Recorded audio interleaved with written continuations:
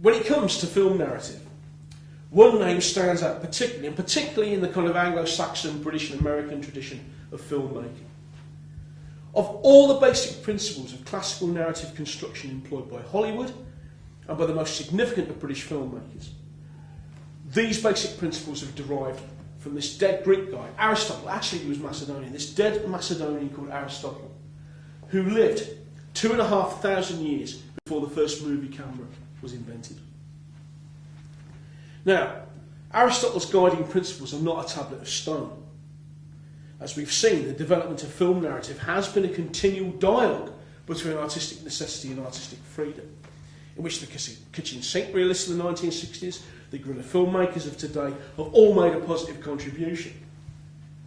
These have challenged or refined or even refuted aspects of classicism over the years.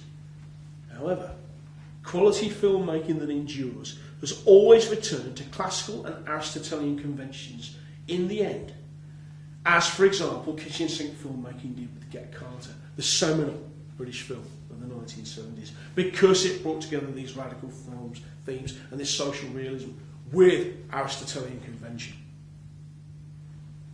This announced the golden age of British filmmaking as a synthesis between New Wave realism and classical convention, but also very much in the domain of artistic necessity and in compliance with classical narrative convention. Now, as we're going to go on to find out in due course, there are important philosophical reasons that underpin why this is the case. But for the moment, two aspects of the classical narrative model that derive from Aristotle are absolutely crucial. These are, firstly, the three-act structure as a negotiation between artistic necessity and artistic freedom, and secondly, Aristotle's 6 points. Let's take the first one first. The three-act structure as a negotiation between artistic necessity and artistic freedom, and as a process of thesis, antithesis and synthesis in the film. In this course, we will first ground you in an understanding of the three-act structure by dissecting the movie Training Day, starring Denzel Washington and Ethan Hawke. Brilliant movie, by the way. Next, we'll apply the same three-act structure that we've learned in adapting Coleridge's poem, The Rime of the Ancient Mariner, as a three-act feature film script. Now, this brings me to Aristotle's 6 points. And these can be ranked. There are 6 points, as you'll see from the diagram. Once you understand the three-act structure, you then need to use these 6 points as a checklist in refining your own feature film project, and for which your own 20-minute short film will be distilled. And obviously with a more practical eye to project management. That's going to be a big core part of what you're going to do here. This will bring together what you've learned in script writing with what some of you will have learned from the practical workshops built around the music videos. Now, in the third part of this course, which is where it becomes very unique, we will be showing you how to promote and market these projects that you work on yourselves, how to construct a film Bible, as it's called, and how to go about effectively courting co-producers, investors and sales agents. So you don't just become students, you actually become filmmakers. We'll come back to that in a minute. Now, let's go back to Aristotle.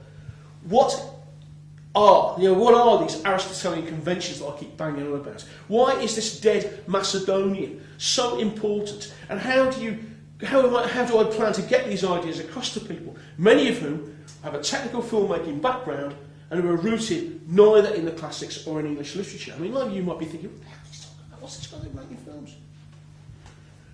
The point to be emphasised here, I think, is that because of the importance of guerrilla filmmaking, script writing can no longer be considered merely a division of creative writing, and therefore it can't be considered as something separate from actual practical film production. This, I think, is a good thing, but it means that while the filmmakers need to find their intellectual weapons in script narrative, the scriptwriter needs to find her or his physical raw materials in alliance with practical filmmakers from the very first day, from the very point of departure. So, once again, the question, what do I mean by Aristotelian convention? Firstly, by Aristotelian convention, I refer to the use of the three-act structure that I outlined above. And this will be done here, however, with much more careful attention to the role of the necessity clause, the major plot point on or near 28 minutes into the film in the first act, the strategic importance of the film's midpoint in the second act in terms of magnitude and emotional stakes, the protagonist's low point at the end of the second act, and the process of catharsis and reversal that leads to the payoff. This can all be diagrammatically represented, will all be represented with diagrams. And again, as I said, the next most important thing that any scriptwriter needs to get their heads around is the 6 points. These points, being ranked in importance by Aristotle, are plot, character, theme, dialogue, music, spectacle. The ranking is at random. For example, plot has primacy over character for a reason, because it's only by way of plot that character can be tested and revealed. This, and the lack of moral closure, is part of the reason why soap operas are so artistically bad, and why classical conventions are always more artistically satisfying to their audiences. And it's not just a matter of opinion, as certain academic critics who've never actually written or made a film in their lives seem to think. It's something we will demonstrate empirically in the course of this course. Now, this being said, the teaching of the 6 points here will be applied judiciously in relation to other aspects of film craft. Up until point 4 on dialogue, the teaching of script writing will be pretty much segregated hermetically from the teaching of other aspects of film craft. But that of dialogue will build on the workshopping with actors. Points 5 and 6 on music and spectacle will follow the distillation of a 20-minute short, according to a formula, from the feature film script. This is because the development of a film score usually requires actual film footage, while the look and the ambience of the film involves a quite complicated relationship to the content of the narrative, its controlling idea, but also the practicalities of filmmaking as a compromise between scope, resource and time. Spectacle, in short, is a problem of both narrative and project management, and will be introduced on this basis.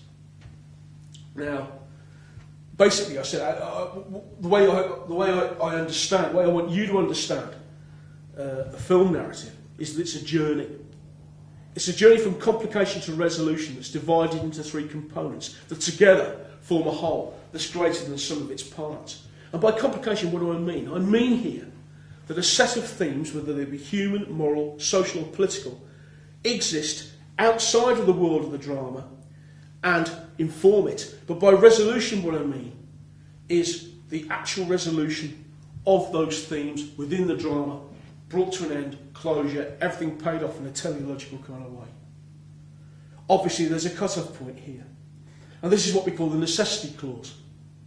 This is the point at which the protagonist of a drama, and by association its audience, is locked into this journey from complication to resolution.